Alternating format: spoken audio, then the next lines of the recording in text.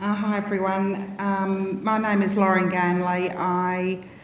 My normal day job is that I work for Telstra. I head up Telstra's Indigenous strategy, but with my other hat on, I am a Director of Community First Development. So I'm based in Darwin and have the wonderful opportunity to introduce Donna. So thank you. Thank you for those of you that have joined us today here in the auditorium, and thank you to those that who have joined us online. We're really grateful that you could make this event. So shortly we'll be hearing from the person who we are here for today, Donna Stephens. Donna is Community First Development's Inaugural First Nations Research and Evaluation Fellow. Donna will speak on participation and community development, reflections on change organisations. But before we get into that, I want to start by acknowledging that we're here today on Larrakia Country, beautiful country where I was born, and I want to pay respects to Larrakia elders, past, present, any other Larrakia people here today, and other First Nations people here today. Welcome. Before I do hand to Donna, I would like to share a little bit about Community First Development and our research and the fellowship. So Community First Development is a First Nations research and community development organisation that creates positive change in and with First Nations communities. We undertake social and economic development and research in projects in partnership with First Nations communities, businesses and people. Communities have control. That's the important part. They name the priorities and choose the design and approach to achieve their vision. Community First Development provide tailored support through skilled staff, trained volunteers, key supporters and service providers. At Community First Development, research success is research that is requested, led and delivered by First Nations peoples and communities. It is undertaken through deep listening and strives to achieve the outcomes that communities have set out to achieve. As part of our research program, we identified the need to develop unique pathways for First Nations academics to explore, design and deliver evaluation and research projects that are driven and led by First Nations peoples and communities. The First Nations Research and Evaluation Fellowship is one of these pathways.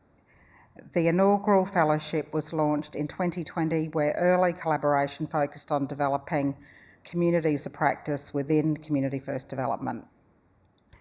It is my pleasure to now introduce you to our inaugural fellow, Donna Stephens.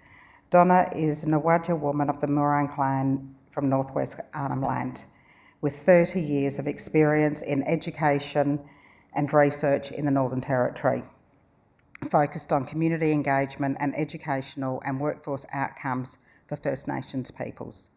Donna has made a significant contribution to the knowledge base on community development and community governance. Please enjoy her reflections on the 3-year fellowship and the Participatory Action Research project she co-led with 11 community partners. Please join me in welcoming Donna.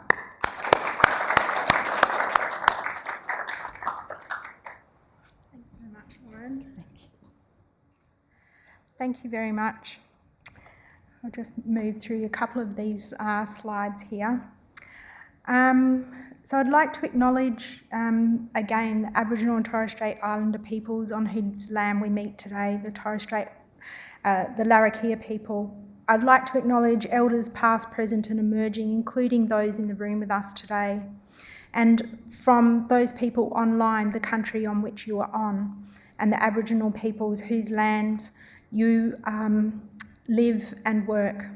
We pay respect to your knowledge, traditions, skills, and thank you for always sharing your thoughts and wisdoms. We remember and reflect on those who have passed, and for those who still guide us with their wisdoms left by their footprints and in NAIDOC, get up, stand up, show up, and thank you for being here today. In starting my oration today, rather than leaving my thanks to the end, I'd like to begin by thanking Community First Development, and in particular, I would like to thank the CEO of Community First Development, Steph Harvey, for supporting the vision of staff, for her leading from behind, and the support that has created space for innovation. To all the Community First Development staff who, over the past 2 or more years, I've had the pleasure of working with and sharing the journey of really doing things differently. Thank you so much for your generosity in allowing me to work with you. To Doyen Radcliffe, who is so generous in his wisdom, and I've learnt so much from him. Thank you. To Nicole Lim, who was my partner in Communities of Practice, for her ability to collaborate and willingness to give it a go, for her resilience and ability to listen deeply to her colleagues in order to provide targeted support. And to Sharon Babiak, for always finding a way to make things work, for her support and faith and her time over the past 2 or so years. Thank you so much, Sharon. So in starting off the oration today, I guess, considering where to start, what to talk about, I reflected on not only the work done as a part of this role, but what goes on and what went on at Community First Development despite this role. What brought us together was a series of work and shared interests that provided the opportunity for deep and fertile conversations. And it was through these conversations that a range of shared beliefs and values unfolded. Underpinning these was the importance of organisations that are reflective of the work that they do and the vision that drives that work, that are reflexive, that is, they are able to consider their values and beliefs and assumptions they make and how these affect processes and practices, the artefacts of organisations. And that those organisations that have a willingness to respond to these practices, these reflexive and reflective activities and actions, are by nature transformational. And that willingness to transform, to do things differently, permeates Community First Development business, as you can see by their achievements over the last 20 years on the slide now.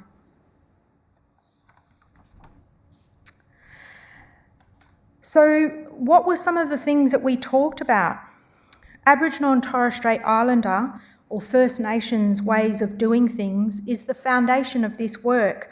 The concept of ecological models of healthy community systems influence the theory of change at Community First Development. Ecological models take into consideration the interactions between individuals, groups and systems within a space or within a landscape, where the environment not only includes the social, political, economic and physical structures, but also the implicit and explicit messaging within those systems. Ecological models focus on the impact of change within a systems approach and provide the opportunity to explore outcomes at multiple levels of that system. Ecological models of change understand that change can occur at any part of that system. And an example of this is when staff who were working on education and language projects came to understand how these projects actually impact on the social-emotional well-being of a community. Underpinned by an ecological model of change, the Community First Development theory of change becomes a creative space in which thinking, which allows the thinking through of outcomes of actions.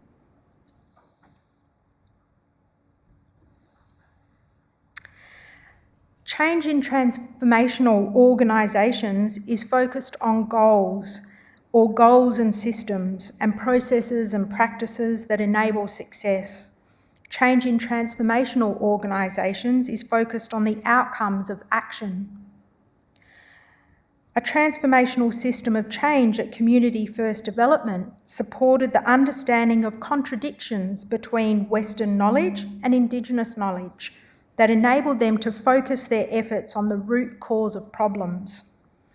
As a part of this fellowship, the inaugural Community First Development Fellow, our work together focused on exploring what these root causes might be, and not really externally, but also internally, and how they might be highlighted in order to respond appropriately through the Community First Development officers and the communities in which they work.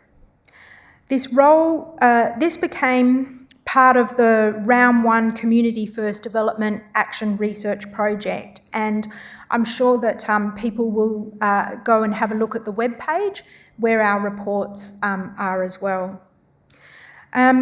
So to do this, Nicole Lim worked with Community Development Regional Managers and Community Development Officers to create communities of practice. This work was completed online and involved some technical frustration and patience, and perhaps COVID was a real helper in this situation for us, because it really kind of forced us and created a space for us to work. Effective communities of practice then support the capacity of organisations to address processes and practices in ways that shift attitudes, shift organisational culture, and create a space for shared understanding of the tacit, sometimes hidden or subconscious, the underlying beliefs, values and assumptions, both as they are and as we would envision them to be. And in that sense, we make them visible. And that's a really important part of transformational change and transformational practice. Within these early communities of practice, we incorporated two key Aboriginal and Torres Strait Islander practices, that of deep listening and yarning. Deep listening is a key component of Aboriginal and Torres Strait Islander leadership and moves beyond simple auditory processes. And I'll probably get some of these words wrong, so forgive me, please. Deep listening for the Daly River people is called Dadiri. For the Yorta Yorta people of the Murray River, it's called Gulpa Nyawal. And for the Murray River region, for the Gippsland region, it's called Mulla Oringi. Deep listening involves knowing, being and doing in ways that are cultural and spiritual. Deep listening is holistic in its nature, and deep listening is central to transformational activity. Together with deep listening, these early communities of practice unpacked the Aboriginal and Torres Strait Islander concept of yarning and how yarning was a core skill set of staff. Yarning practice hands over control to the participant.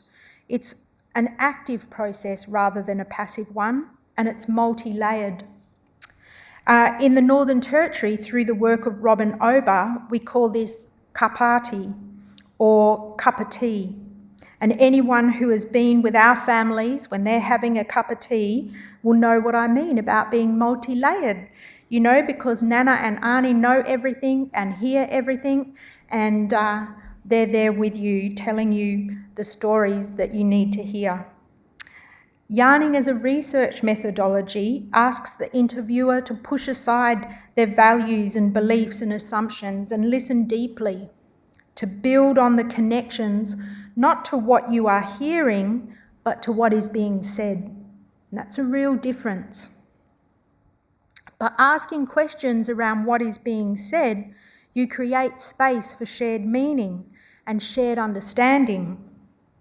Transformational organisations employing yarning as a tool to understand the community vision and create pathways that enact that vision. An example of this, these methods and the frameworks that supported this thinking space can be seen in the way that Doyen Radcliffe worked with interested community development staff in an online information sorting and analysis process.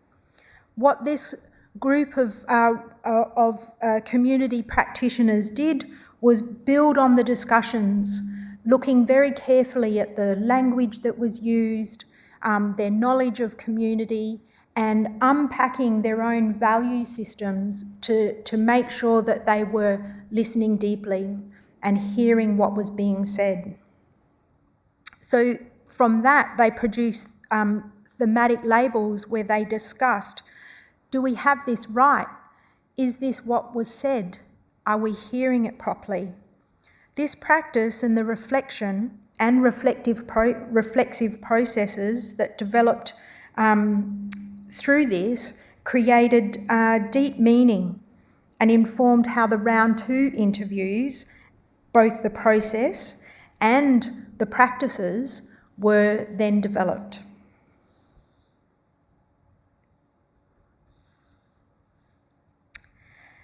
At this stage, I'd like to acknowledge the work of Dr. Melody Batt, who had a lot to do with the round 1 research and a lot of the write-up and work that went into that space. Thank you so much, Melody, for your wisdom in there.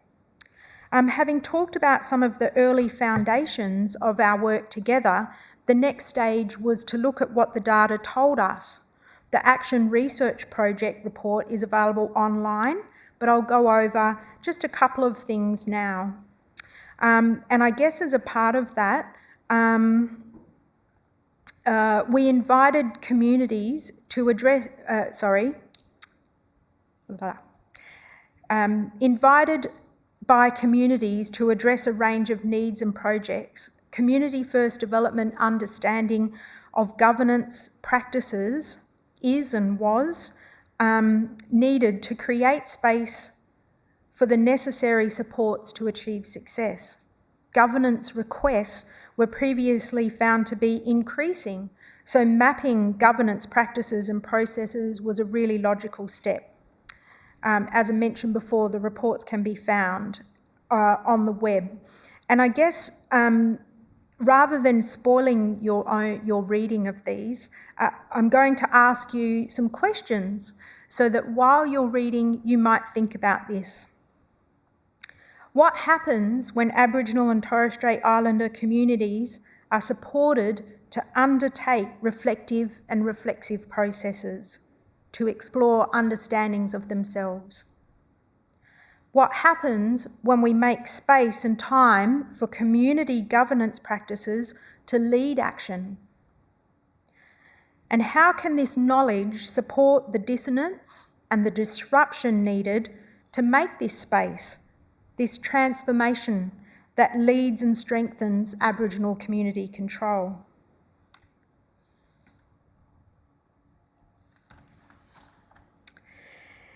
In closing, this work,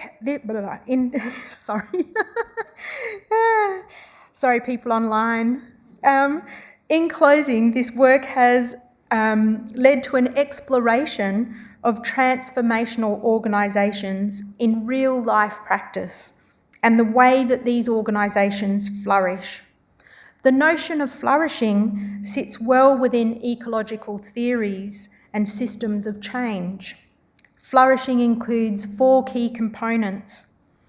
It includes challenge, supported by high expectations, meaning-making, problem-solving, clarity of purpose, and opportunity for inspiration and innovation. Flourishing includes connectivity, including relatedness, understanding that the physical, emotional, and cognitive engagement, caring, compassion, and forgiveness, and a lack of blame is necessary in order to create this. By creating challenge and connectivity, we build autonomy. that incorporates real trust. And we create competency as we look for and see the positive effects of roles and the actions. So flourishing and organisations who flourish direct their energies to the possibilities, build strength through collaboration, support open, positive dialogue, and understand that there are multiple ways of knowing, not just one way. They promote democracy and communities of practice and seek to co-create meaning. Organisations that flourish create energy, and I think you would agree that community first development is an exemplar of this model. To that end, and finally, the Community First Development Fellowship, I am privileged, the Community First Development Fellowship privileged Aboriginal and Torres Strait Islander community knowledge and recognised the academic ways in which Aboriginal and Torres Strait Islander people are, how they do and how they know. They privileged a space for me that was not always available in other places. Sorry. Spontaneous. Using this time and space, we explored Aboriginal and Torres Strait Islander communities as a part of a created space for co-design, and in doing so, privileged Aboriginal and Torres Strait Islander research methods that included deep listening and yarning to better understand transformative action. And it has been really such a privilege to be supported by them. So thank you. Sorry. Thanks.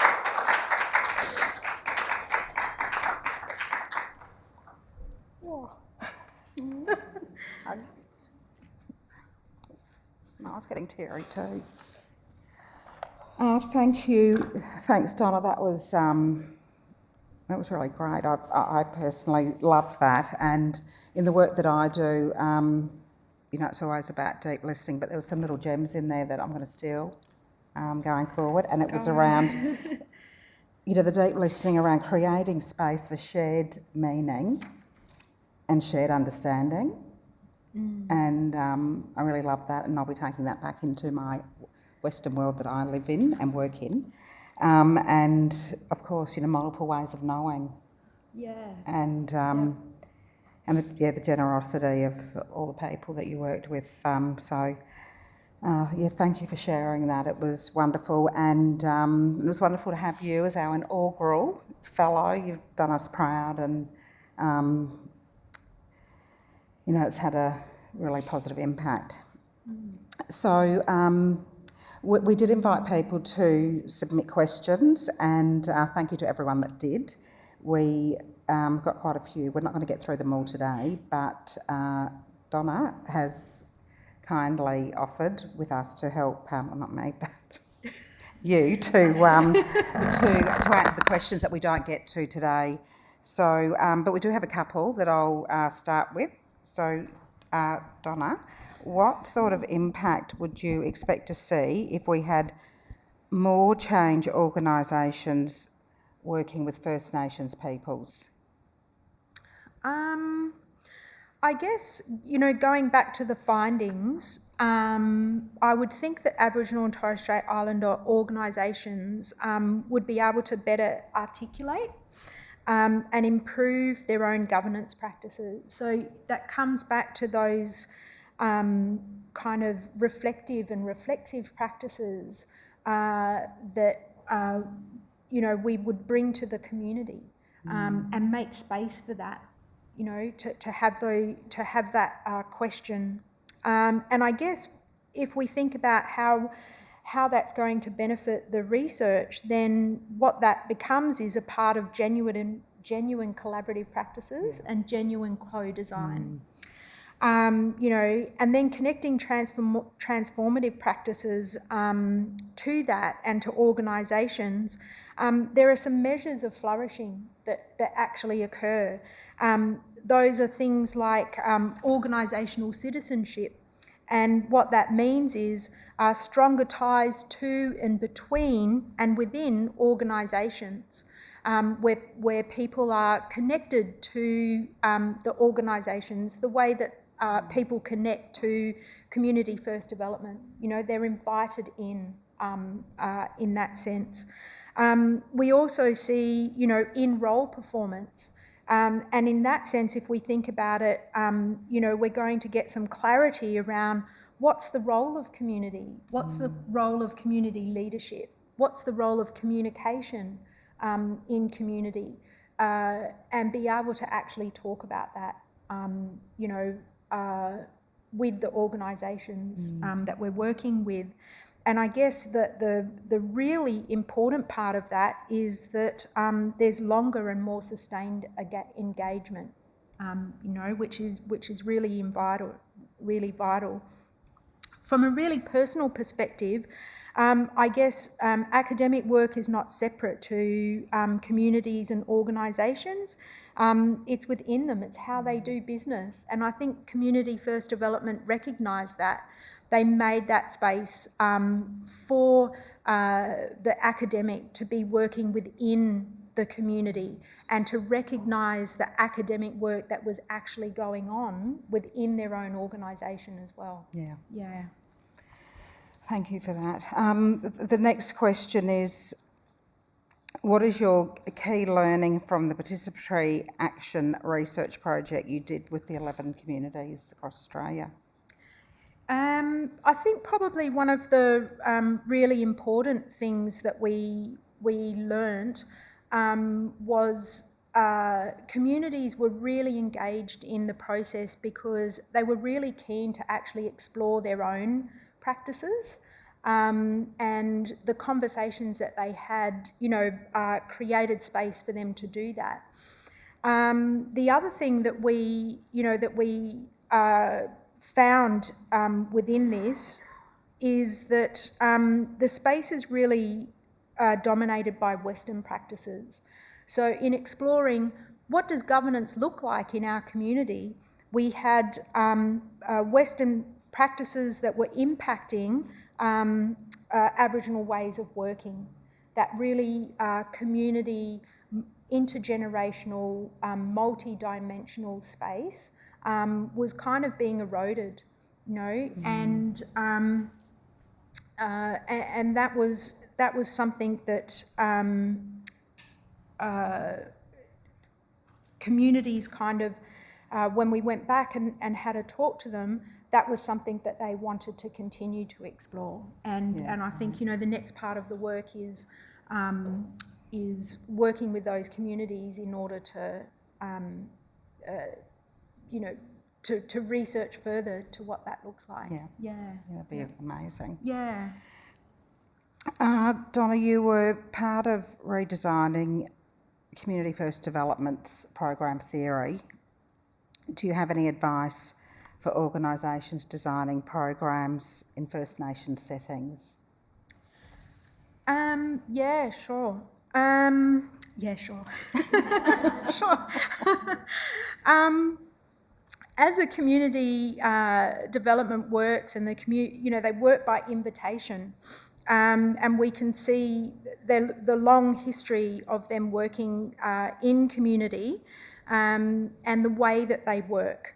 And the ecological model of change really kind of recognises that you can start at any place, that change actually starts, it starts with an individual, it could start with an organisation, but it starts at any place. In an ecological model then, that activity or that action has a ripple effect, and it creates other changes. And I guess in terms of that, if we think about what that means for community development, if people are looking at a program theory, where we kind of think about that as a very linear kind of model. We do this and this happens, but in actual fact, there are all these other ripples that happen. So ecological models, are really powerful when we're thinking about those multi-dimensional changes that happen within communities. And then I suppose there are the steps that are created through measuring that change. And I guess one of the things that community first development really does, once people are invited in, is that they use the seed to tree to really track what that change looks like, and to, I wouldn't say monitor, but to understand what the ripple looks like. And that becomes then a part of the success criteria, or it becomes a part of another question. Yeah, I really like that. Thank you, Donna. As I said, Donna will be available to answer questions that we didn't get to.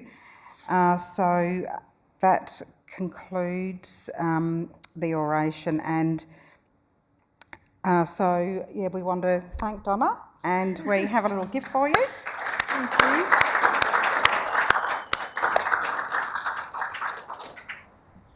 Oh, beautiful. Thank you, Sharon. So people can see that. How wonderful. Oh, thank you so much. You are. Photos. Thanks very much. So where are we up to? So as I've said, Donna is our inaugural fellow, so our applications are open right now for the next fellowship. If you're interested in applying, or if you know someone who is interested, get in touch please, and you can find more information on the website. For those online, thank you for attending our inaugural Fellows Oration, and we'll be in touch with you soon. Thank you.